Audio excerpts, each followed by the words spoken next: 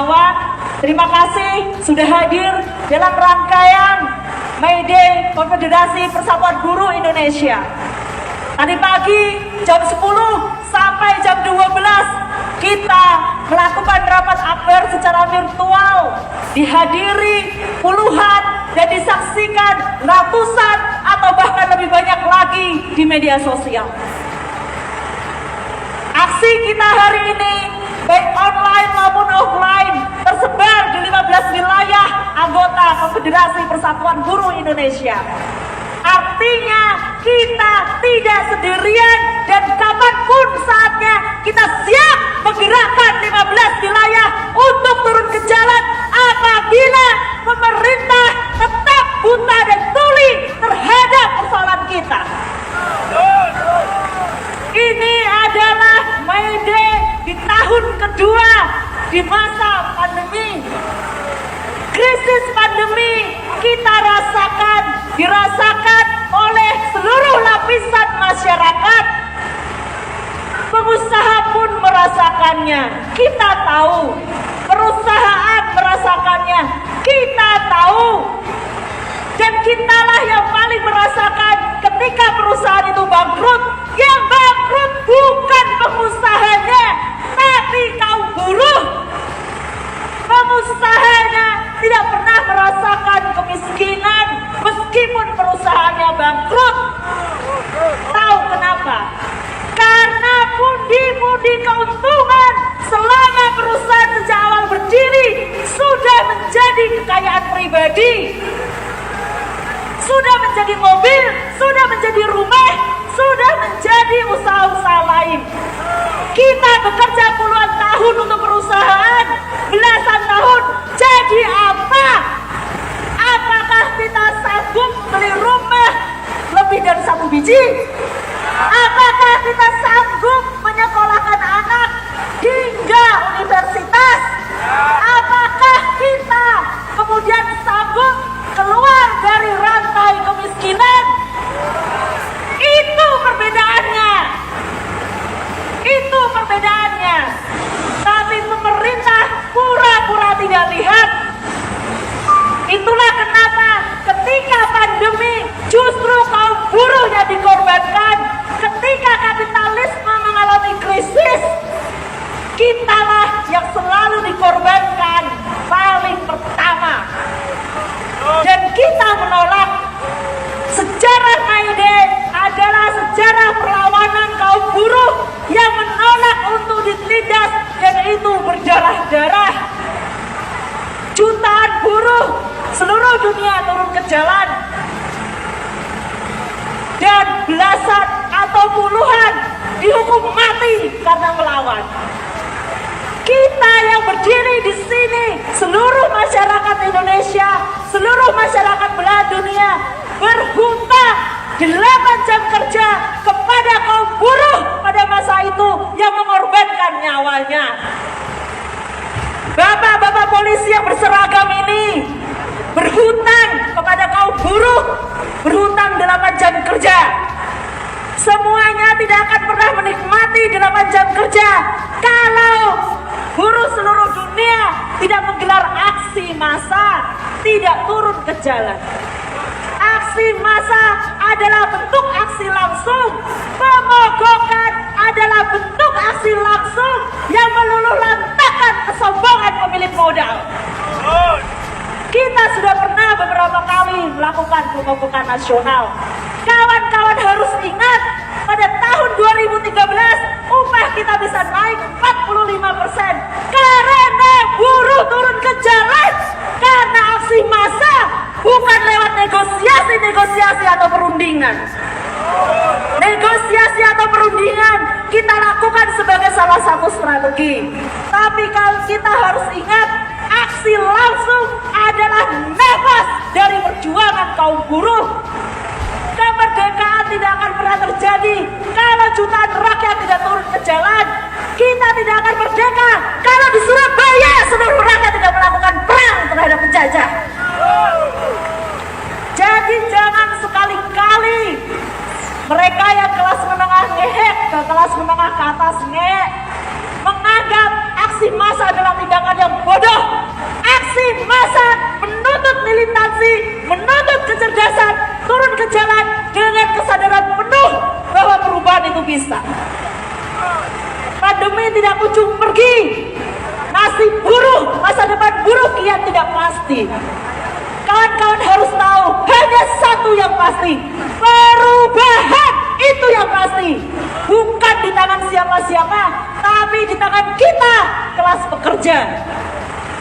Hanya kitalah yang sanggup merubah nasib kita sendiri.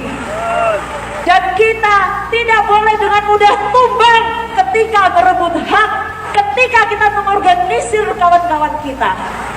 Kita pahami bahwa mayoritas kaum buruh, masyarakat pada umumnya telah dihilangkan tradisinya untuk berorganisasi.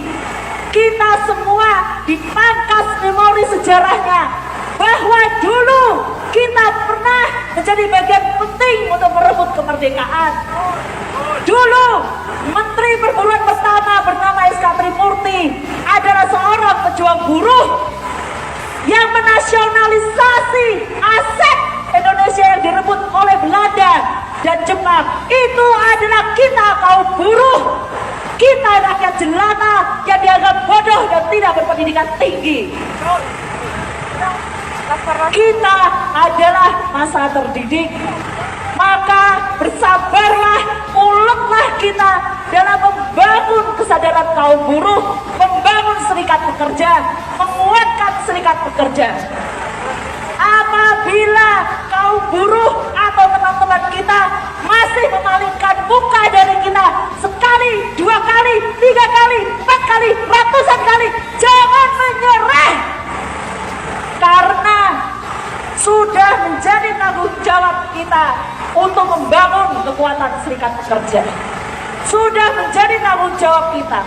Bukan tanggung jawab siapa-siapa, tapi tanggung jawab kaum pekerja. Apabila kita berhenti, maka kemudian disitulah kekalahan bisa terjadi.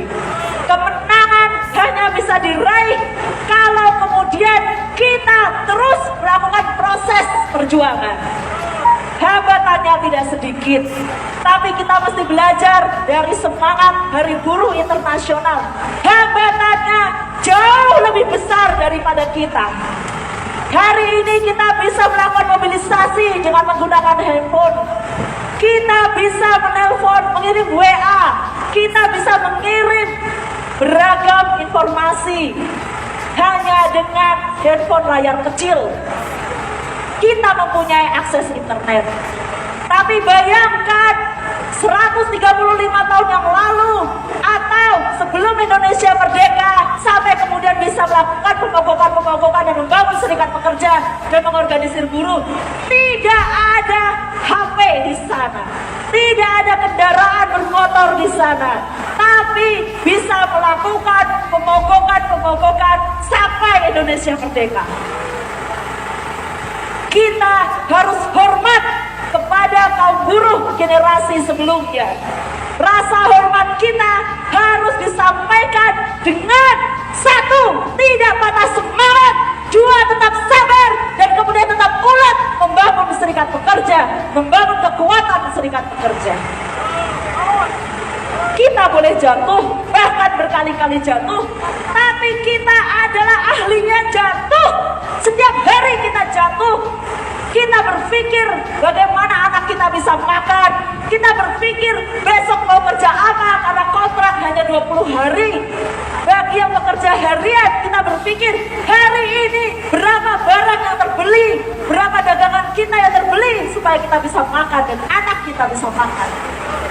Itu kita jatuh berkali-kali, tapi sampai hari ini kita masih bisa bangkit.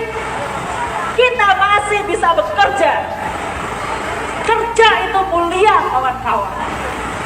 Kerja itu mulia karena membuat sesuatu yang tidak bermanfaat menjadi bermanfaat. Merubah kain menjadi baju, merubah bangunan menjadi bisa bermanfaat. Batu menjadi rumah, batu menjadi semen menjadi jalan atau jembatan. Kendaraan itu dari tenaga kerja buruh. Kitalah sang pencipta, kitalah yang merubah nilai-nilai barang menjadi bermanfaat.